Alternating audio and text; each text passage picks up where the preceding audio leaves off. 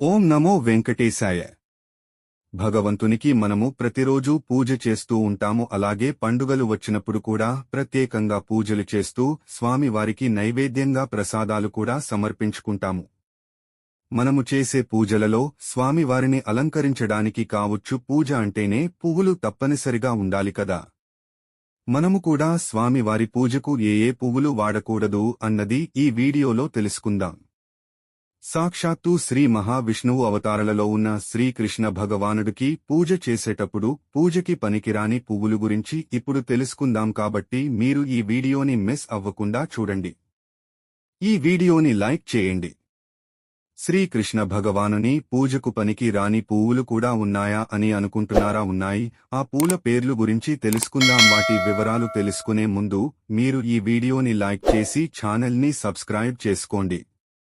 కావిరేగు పువ్వు, అవిసి పువ్వు, ఉమ్మెత్త పువ్వు, కలిగొట్టు పువ్వు, తుమ్మి పువ్వు, పున్నాగ పువ్వు, గానుగ పువ్వు, తారిపత్రి, పాలచెట్టు పువ్వు, వావిల పువ్వు, పొత్తిదుంప పువ్వు, మందార పువ్వు, మెట్టతామర పువ్వు, అశోక పువ్వు, బూరుగు పువ్వు, ఎర్రదేవ కాంచన పువ్వు, కచ్చూరాలు, కసింద పువ్వు, ఊడుగ పువ్వు, దింటెన పువ్వు, నీలంరంగు పూలు, ఒంటిరెక్క పూలు శ్రీకృష్ణుని పూజకు పనికిరావు. అలాగే జిల్లేడి పూలు మరియు జిల్లేడు ఆకుపైన పెట్టిన ఏ పువ్వులైనా కాని పనికిరావు.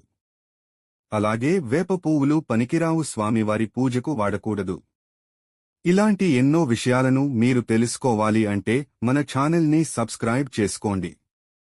ఈ వీడియోని లైక్ చేయండి, షేర్ చేయండి.